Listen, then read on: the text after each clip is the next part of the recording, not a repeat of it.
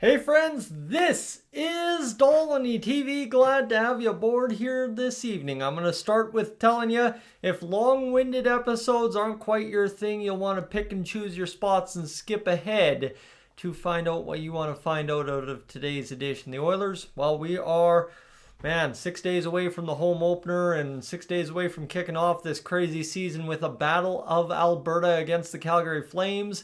Lots to be decided. There's a whole bunch of buzz around social media today that we have to get to around Conor McDavid. Some news on Carter Hart's potential landing spots, and I think that pertains to us a little bit given that we've now made our move for Connor Ingram and kind of what that'll mean for the rest of the NHL. And as well, we got to take a look at where the Oilers roster is currently sitting following the send-downs today and the fact that the roster deadline is just 3 to 4 days away, depending how you want to look at it, going into tomorrow. So what I will say right now, I've wasted a minute of your time introing this video. The Toronto Blue Jays is about to get underway here this weekend as well, so stay tuned for that. The subscribe button, if you're new to the channel at any point or haven't done it yet, easy and free to do. Click it, done, gets you the videos that much quicker. I appreciate it. And of course, the goal this year is 20,000 subscribers, so got a ways to climb, but not as far as some years previous. Okay, let's go. Roster moves. Here's what you're here for early on in the video. The Oilers have placed Cam Dineen and Riley Stillman on waivers for the purpose of assignment to the Bakersfield Condors, while blue liner Atro Lepinen, forwards Quinn Hudson, Josh Szymanski, James Hamblin, Viljami Marhala, and Connor Clattenburg have been loaned to the Bakersfield Condors. Nothing, absolutely nothing, is unbelievable here. Everything is as par for the course as it's going to get when it comes to camp cuts and what was always going to happen with this Edmonton Oilers team come this time of year. Cam Dineen, I will tell you, he is a guy, if anyone we're going to lose on waivers this year out of like more or less the third tier guys, I'm not talking the 13th, 14th forward, 7th D-man kind of guys, but when I'm talking 8, 9, 10 on the depth chart, on the defense, Cam Dineen is the guy you are going to lose on waivers, if anyone. And if we lose him on waivers, as long as it doesn't become a Raphael Lavoie situation, I really truly hope and wish him the best at finding an NHL job, because he absolutely deserves it after some good years of service. Atro Lepinen's coming in to replace him on the power play in Bakersfield. And don't forget, the guy has some NHL time already. So, understood? Roster moves understood? All right, let's get to where things get complicated. We have cuts remaining. Need 3 cuts. And then the next day they can move Hyman to the LTIR and recall 1 or 2. Which 3 do you think will be? Jason Gregor, looking at the roster here, obviously we know right now the goaltending is already set. Matt Tompkins is down at the AHL level. So too is Connor Ingram. Now what you got here is Ekholm Bouchard, Nurse Wallman, Kulak Regula, Stetcher Emberson. I think based on where we're sitting, Stetcher 100% is gone. Regula has earned himself a job. The Oilers have stuck by him far too long at this point to move on from him now or risk losing him on waivers. Obviously, the Oilers claimed him on waivers as well earlier last year. Lazar, Philp, Jones, we all know Philp has gained a job.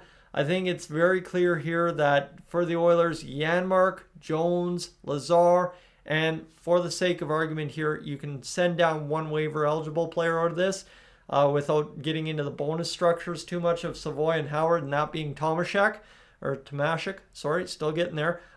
So that's where I'd be looking, as I've already named the names. So let's get to that, recap it quickly for you here. Camp cuts remaining, here are my thoughts. Jones, Lazar, Tomashek, Stetcher, Janmark. Now here's what you can do, right? To get cap compliant, you send these guys down.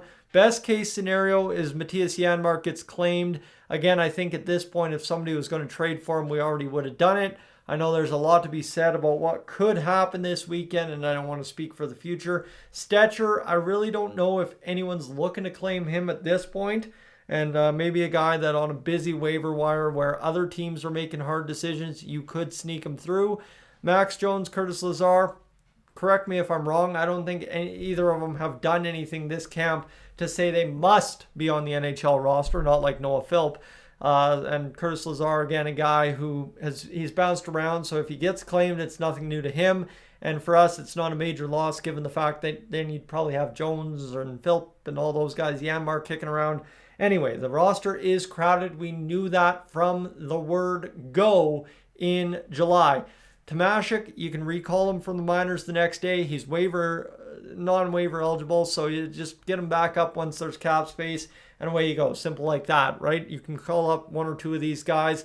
Likely, you'd be calling up Tomashik and Yanmark. Stetcher sits in the minors until you're ready to go. He probably, sits in Edmonton, keeps going, and then plays his first game in Bakersfield, and then comes back up at a later date because there is some stuff around that we now know the NHL is going to give a grace period on. So basically, the Oilers will have until October 8th or October 10th or something like that to recall players sent down during training camp. So as there's a grace period where, if you're doing this LTIR manipulation, you're still able to pull it off without having to now enact the one-game AHL rule, as is now the rule in the NHL salary cap and CBA discussion. So what they could do, right, is send down waiver exempt players like Tomashek, Howard, and Savoy, right? We talked about the bonus structures being a problem. Submit an opening night roster that's under the cap. Oh, bless me, sorry. At least I wasn't on camera this time. And then place Hyman on the LTIR, short-term LTIR. Use the new space to immediately recall the players up while not exceeding the 23-player limit. And this is explained in more detail. We don't need more detail. Simply put, Tomashik and a couple guys on waivers aren't going to be the end of the day. And for the Oilers as well, I think healthy competition and guys truly, honestly losing jobs might not be the worst thing to ever happen to this franchise. So that is pretty cool right there too. So we've had a very competitive camp, and that continues over to camp ending maybe Monday morning, right? We got to submit our roster and all that. Maybe, just maybe, the Oilers spoil us with some Conor McDavid news on Monday. So the idea goes that Kevin Curious was on Sports 1440 this morning talking about how he was supposed to host an event in the Hall of Fame room at the arena on Monday morning, but now OG pushed it to Tuesday because the room's being used on Monday morning. Now, again, could be nothing, could be everything.